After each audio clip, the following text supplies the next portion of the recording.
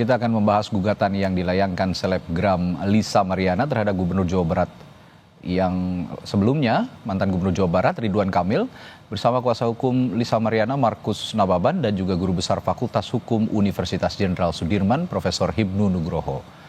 Dan selamat malam Prof. Hipnu dan juga Pak Markus. Selamat malam. Ya, selamat malam. Selamat malam, Prof. Baik, malam hari ini kami juga sudah mengundang penasihat hukum dari Ridwan Kamil, namun hingga saat ini masih belum dapat bergabung. Kita akan langsung berbincang dulu dengan Bung Markus dan Pak Prof. Hipnu. Begini, saya ke Bung Markus dulu. Kalau sekarang sebenarnya perbuatan melawan hukum seperti apa yang tertuang dalam gugatan klien Anda Lisa Mariana ke Pengadilan Negeri Bandung, Bung Markus? Baik, itu jadi gini. Perbuatan melawan hukum itu kan jelas kalau diatur di KUHP Perdata itu di mana atas perbuatan seseorang yang menimbulkan kerugian itu dapat kita tuntut di pengadilan untuk kerugian secara material dan material. Dalam konteks yang kita ajukan di Pengadilan Negeri Bandung itu adalah di mana berdasarkan putusan juga dari putusan MK nomor 46 di mana kami berdiri di sini adalah memperjuangkan hak anak yang telah lahir dan dia berhak mendapatkan identitas. Dalam artian di sini gugatan ini walaupun di 1365 yang tetapi dasar lebih fundamental adalah adanya putusan MK yang menyatakan bahwa hak ini berhak mendapatkan identitas selaku warga negara Indonesia yang telah lahir. Oke. Kalau begitu saya langsung ke Prof. Hipnu. Prof. Hipnu, dalam penjelasannya Bung Markus tadi, apakah gugatan ini cukup kuat? Tadi katanya gugatan melawan hukum kaitannya dengan kasus yang sebelumnya juga bergulir. Iya, begini, memang ini yang menarik ya, kasus terhadap pengaduan sebagai bentuk tindakan menfitnah, bahwa fitnah itu tidak betul, bahwa fitnah itu merugikan, kan dugaan seperti itu, sebagai aduan. Kemudian ada gugatan. Nah, pertanyaannya di sini kemarin, kalau tidak salah kita melihat sebetulnya anak itu betul anaknya atau bukan. Nah ini yang jadi perdebatan. Kalau itu memang betul, saya kira Bang Markus potensi menang.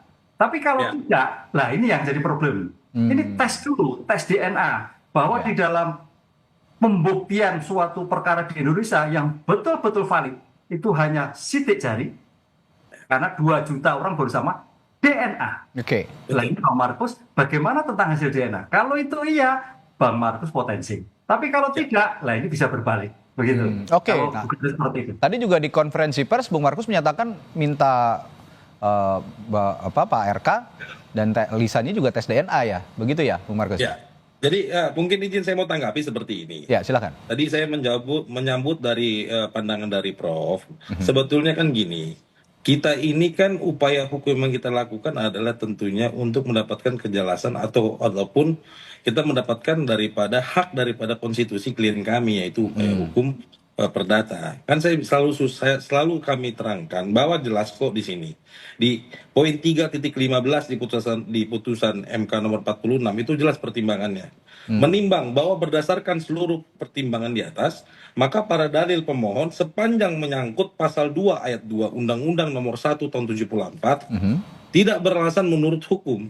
Adapun pasal 43 ayat 1 Undang-Undang nomor 1 tahun 74 yang menyatakan anak yang dilahirkan di luar perkawinan hanya memiliki hubungan perdata dengan ibunya dan keluarganya adalah bertentangan dengan Undang-Undang nomor 1945 secara bersyarat. Yakni inkonstitusional sepanjang ayat tersebut dimaknai menghilangkan hubungan perdata dengan laki-laki yang dapat dibuktikan berdasarkan ilmu pengetahuan dan teknologi dan atau alat bukti lain menurut hukum mempunyai darah sebagai ayahnya. Dalam artian tujuan daripada gugatan kami ini kan juga meminta kepada pengadilan bahwa misalkan isu yang berkembang ini harus kita dalam artian petitum yang kami mintakan adalah yuk ini kita sama-sama buktikan bahwa ini anak siapa agar isu ini tidak menjadi liar ataupun kita bermartabat secara pelaksana hukum. Karena kan kita tahu pihak Bapak RK itu sendiri, bukan kan itu kan juga mengklaim bahwa dia telah melakukan upaya hukum kepada klien kami yaitu melakukan upaya hukum pidana. Ya, sekarang pertanyaan kami adalah kepada kuasa hukum dari Bapak RK, dia melaporkan klien kami adalah untuk pencemaran nama baik. Kita sama-sama tahu kok. Pencemaran nama baik itu kan outputnya adalah pemulihan nama baik. Kalau memang namanya mau dipulihkan, ayo silakan kita sama-sama tes DNA.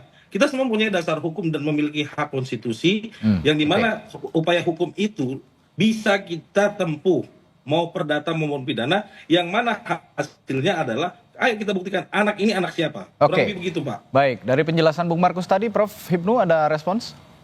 Ya, ya betul, menarik. Ini memang ada dua sisi yang berbeda. Ya. Sudut pandang sebagai bentuk pencemaran, berarti pencemaran yang menurut Pak RK itu adalah fitnah. Berarti apa yang disampaikan tidak betul, kan gitu kan? Ya. Karena fitnah yang menunjukkan orang lain melalui IT, makanya pengaduannya lewat IT.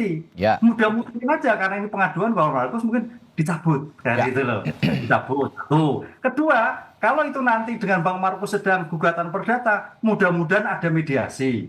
Sehingga titik krusial yang terkait kerugian, apalagi yang terkait tanggung jawab. Karena dalam perbuatan melawan hukum itu kan tindakan yang merugikan, yang mewajibkan bertanggung jawab atas tindakan pelaku yang bersangkutan tersebut.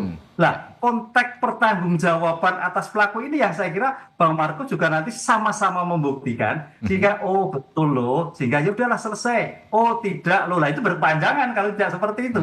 Gitu. Oke. Tapi Bung Markus, saya juga ingin bertanya, kenapa langkah perdata yang dipilih sih sebenarnya? Jadi gini ya, kami gini Pak ya, dalam artian kita menghargai segala proses hukum yang ada di negara ini.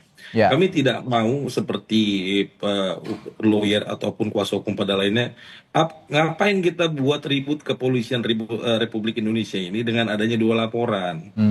Kalau memang Bapak RK dengan kuasa hukumnya telah melaporkan kami itu, klien kami itu di Barreskrim Polri, ya sudah kami juga siap membuktikannya. Oke. Nah, jadi upaya hukum perdata yang kami lakukan juga itu adalah hak dari konstitusi klien kami. Jadi saya juga mau Bapak Muslim maupun Bapak RK bermartabat, menghargai segala proses hukum. Oke. Tadi saya mau sambung juga dari pandangan dari Prof, itu sangat bagus. Itu pembuktiannya itu harus hadir. Ketika nanti di dalam mediasi itu kan ada SEMA. Tema aturan di Mahkamah Agung itu mewajibkan prinsipal itu harus hadir di dalam persidangan. Sekarang saya tanya, apakah Bapak Ridwan Kamil mau hadir nanti di persidangan? Kami sangat menghormati. Berarti kami akui bahwa memang mereka itu juga dengan kami sama-sama menghormati segala proses hukum yang sedang kami tempuh, baik itu proses hukum dari Bapak Ridwan Kamil maupun proses hukum yang kami lakukan. Oke, kalau lihat dari proses hukum yang sekarang berjalan, Prof, gugatan perdana Lisa ini juga berpotensi akan mengarah ke pidana nggak sih nantinya? Oh enggak, berbeda-beda. Beda-beda ya? Berbeda-beda. Ini satu objek tapi sudut pandang yang berbeda. Oke. Nah, subjek perdata terkait ganti rugi atas perbuatan yang dilakukan. Dan itu ada hubungan kausal antara pembuat dan terbuat. Tapi kalau terkait dengan pidana adalah pencemaran. Jadi suatu yang terpisah. Makanya ujungnya, betul Pak Mas, ini dulu. Kalau ujungnya itu betul A, berarti nanti pencemaran tidak terjadi. Tapi kalau betul B, berarti pencemaran terjadi. Ini saya kira memang harus penyelesaian yang tepat Mas Markus, sehingga tidak sampai berlarut-larut. Nah itu. Betul. Tadi tidak berlarut. Fokusnya apa sih? Oh tentang status. Fokusnya itu apa? Pertanggungjawaban. Lah, yang dipertanggungjawab status itu betul atau tidak? Ini yang jadi fokus dulu. Baru pada tindakan lain. Begitu tidak terbukti, baru terkait perkara pidana jalan. Berarti fitnah selama ini. Oke, termasuk kalau itu nanti terbukti, berarti perkara pidana tidak berjalan. Gitu. Oke, termasuk soal ganti rugi ya, Prof ya, seperti yang harus dipenuhi tergugat misalnya. Iya, dampak dari suatu perbuatan yang terkait tentang betul, ya mau tidak mau ganti rugi. Oke. Kan gitu kan. Oke, baik. Nah, Bung Markus, setelah ini langkah yang kan sekarang sudah ini ada gugatan baru ya, perbuatan melawan hukum.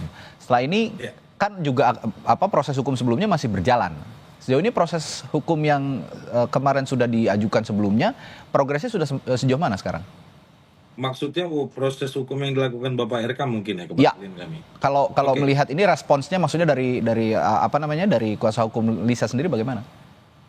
kami responnya sangat sangat appreciate ya, dalam artian setiap proses hukum itu kita hargai. Justru kami berharap kok undangan belum pernah datang ke klien kami.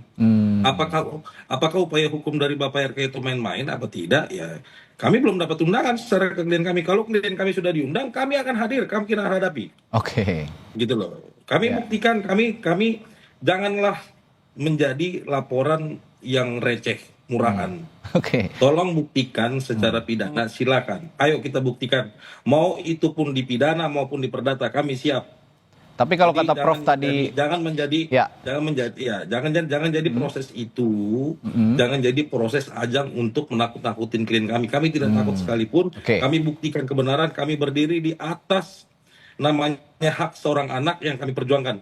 Konsekuensi hukumnya tadi Prof sudah sampaikan, andai pun misalkan klien saya ataupun Bapak RK yang salah, semua mempunyai konsekuensi hukum dan aturan hukum di negara kita ini sudah jelas diatur. Kalau tadi Prof bilang preferensi proses hukumnya juga harus fokus begitu. Nah, kalau bicara fokus proses hukum akan fokus di mana dulu berarti ini yang akan didahulukan? Proses hukum gini. Bapak nanya saya maksudnya? Ya, ke Bung Markus. Sorry. Oke. Proses hukum itu kan dua-duanya sedang berjalan. Oke. Tentunya kami secara lawyer itu kan memiliki tim. Jadi untuk khusus di perdata itu langsung ditangani oleh kantor saya, Markus Nababan and Partners, dan di dalam pidana itu ada di kantor John Boy Nababan and Partners. Dalam artian kami fokus, kami semuanya fokus. Upaya hukum yang dilakukan beliau dengan upaya hukum perdata yang kami lakukan sangat fokus. Baik, kalau gitu kita tunggu prosesnya nanti ke depannya bagaimana, dan diskusi kita malam hari ini semoga juga bisa jadi penjelas begitu ya duduk perkara kasus ini sebenarnya. Karena ada aksi saling melaporkan juga, saling gugat juga begitu. Baik, terima kasih Bung Markus dan juga Prof Hipnu untuk perbincangannya di malam hari ini di Sapa Indonesia Malam. Sampai ketemu kembali di lain waktu. Terima kasih. Selamat malam. Terima kasih.